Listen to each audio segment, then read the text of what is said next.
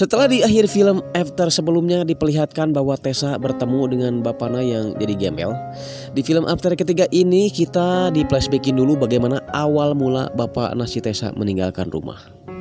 Yang ternyata bapak si Tessa ini beki mabok, akhirnya diusir oleh indungnya si Tessa. Waktu itu si Tessa masih kecil, imut, dan pokoknya lebih lucu dari orok babi ya.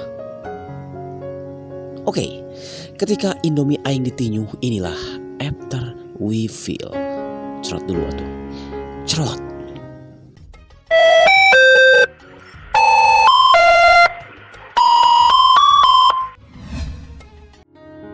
Setelah 9 tahun berpisah, kini Tessa ketemu lagi dengan bapaknya. Dan mungkin sementara waktu akan tinggal bersama. Meskipun si Hardin agak kerung, Rudet gak setuju karena takutnya bapak si Tessa nyakitin si Tessa lagi. Di buruan, si Tessa ngobrol dengan si London tentang rencana keberangkatannya menuju Seattle. Hardin yang mendengar pembicaraan mereka langsung marah karena Tessa tidak memberitahukan rencana tersebut kepada dirinya. Sabar atuh Din ya, Tessa mah cuma curhat. Kalau bagian eksekusi pengecerotan mah tetap sama kamu atuh. Hardin pulang ke rumah dan diajak sama bapak si Tessa jalan-jalan ke bar.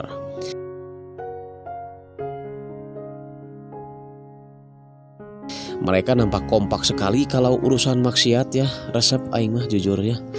Di bar, Hardin nemongkeun foto si Tessa ke bapak si Tessa. Tapi orang di sebelah menyangka bahwa Hardin dan bapak si Tessa sedang order micet. Gagabah anjing suudon. Bapak si Tessa tersinggung dan memilih bukbek dibantu sama si Hardin. Tessa dapat telepon dan langsung OTW ke bar. Tessa pun membawa pulang 2 lelaki jahanamnya ke rumah.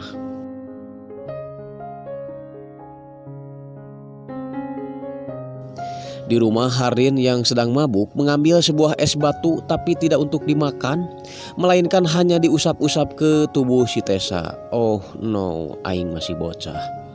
Kalau mau ngelentut mah ngelentut aja we, atuh Hardin gak usah gitu juga ya, anjing jorok siapa ah. Hari Sabtu isuk-isuk, Hardin dengan keluarganya pergi berlibur sambil membawa Tessa.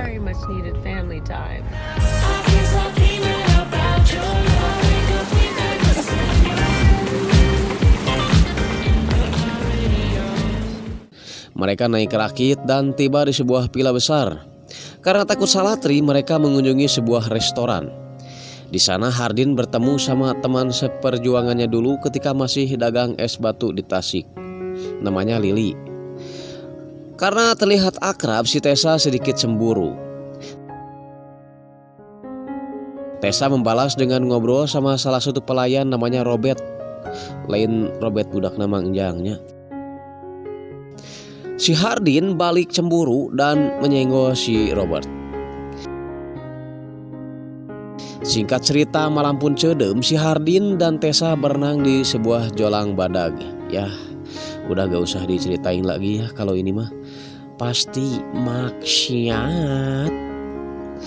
Hamur sabun anjing laju film dia mah aslinya.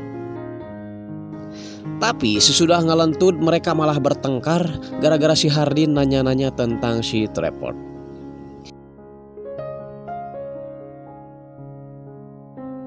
Tessa yang ditinggalin si Hardin pergi keluar dan bertemu dengan Robert. Sambil masihan nemut jaket, si Robert ngajak Tessa pergi ke suatu tempat. Dari perbincangan mereka ternyata si Robert ini sekolah kedokteran dan sebentar lagi mau jadi suster. Tak lama kemudian London datang disusul dengan Hardin juga Lily. Merasa sareuk-seuk atau gak nyaman, akhirnya si Robert permisi pulang diantar sama Tessa. Sambil Tessa memberikan jaket yang tadi diinjem. Tak lupa Robert pun memberikan nomor telepon pada Tessa. Keesokan paginya London menanyakan soal bak mandi pada Tessa. Pas dicek ternyata si Tessa meninggalkan jejak dan terciduk. Cangcut Tessa masih tertinggal di bak mandi tadi malam. Aduh, lain era kada nyengir siapa Tessa, dasar ti jahanam. Hardin bersiap untuk pulang sambil marah-marah karena dia menemukan nomor telepon si Robert di meja kamarnya.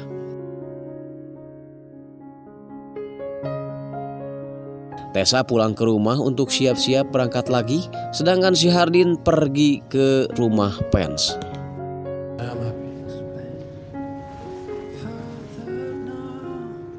Tessa didn't get a favor. Singkat cerita, Hardin mencari Tessa dan Tessa sudah pergi ke Seattle.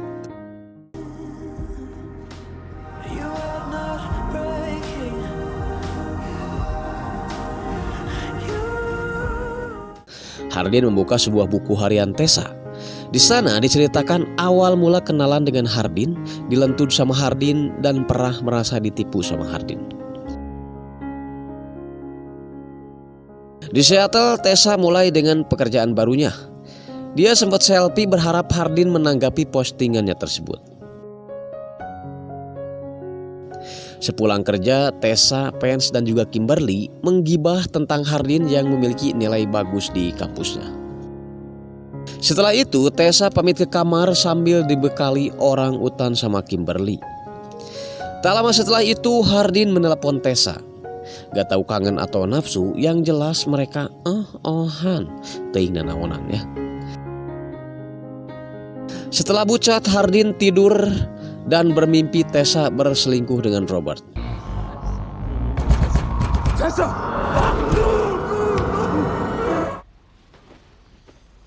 Karena gak enak hati, Hardin pun menyusul Tessa ke Seattle. Semula terasa baik-baik saja, tapi ketika Hardin mencium Tessa, Hardin teringat mimpinya dan memilih untuk tidak meneruskan ciumannya itu. Rasa gelisah Hardin berlanjut hingga menjelang mereka mau tidur. Hardin tak bicara sepatah kata pun pada Tessa. Tessa yang merasa gak enak terus dicuekin, nyamperin Hardin yang lagi latihan silat. Dari situ akhirnya si Hardin mengaku bahwa dia mimpi Tessa selingkuh. Tessa mencoba meyakinkan Hardin dengan mengatakan bahwa itu tidak mungkin karena ia sangat mencintai Hardin. Agar tidak banyak pikiran, Tessa mengajak Hardin untuk melakukan pagelaran wayang kulit. Gak ada akhlak pisan ya ini orang. Gak di mana-mana masih sempat aja ngelakuin gituan. Ibu kamu kalau kamu tahu kayak gini, nangis ya Tessa. Keesokan paginya Hardin dan Tessa menemui Pence dan juga Kimberly dengan wajah yang ceria. Hardin dapat telepon dari ibunya dan Tessa diberitahu Kimberly soal ibunya Hardin yang mau nikah. Tessa berharap Hardin mengatakan kabar itu pada Tessa. Tapi si Hardin tak mengatakan apapun, malah mengajak Tessa ke toko bangunan buat beli pil KB.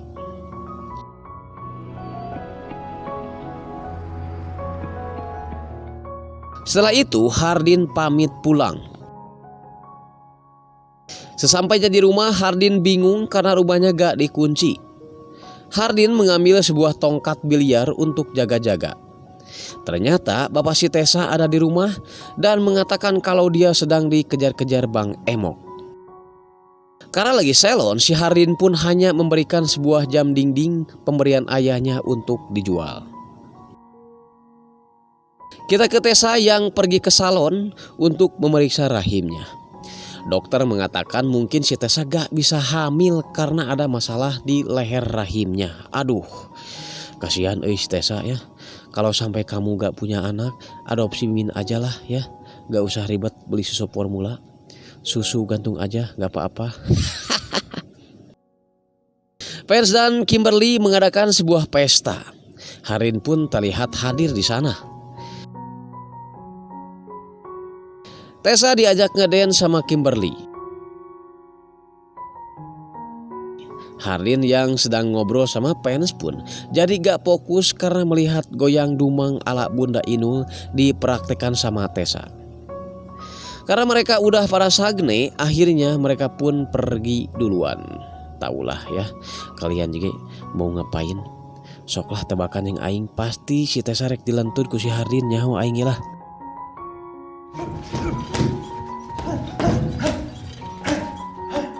Di tempat latihan silat, Hardin berbincang dengan Pence tentang rencana dia membawa Tessa ke acara pernikahan ibunya. Dan Pence pun rencananya akan mengunjungi ibunya si Hardin sebelum ibunya si Hardin menikah. Hardin dan Tessa pergi ke Inggris menemui ibunya si Hardin yang beberapa hari lagi akan menikah. Tessa pun diajak pergi ke toko kue untuk fitting baju pengantin. Singkat cerita, malam pun cedem, Hardin terbangun dari tidurnya. Mimin gak tahu apa mau sholat tahajud atau nonton Liga Champions ya, Persib melawan Persija. Tiba-tiba si Hardin mendengar suara desahan dari dapur. Dan ternyata ibunya si Hardin lagi dilentut sama Pens. Anjing. Why? Naon maksudnya Pen? Siang ngelakukan kitu pamalis ya. Hardin yang merasa dihianati oleh temannya itu langsung memukul Pens beberapa kali sebelum indungnya si Hardin melerainya. That's enough! It's enough! You're getting married tomorrow. Hardin pun pergi ke kamar dan menangis di pangkuan Tessa.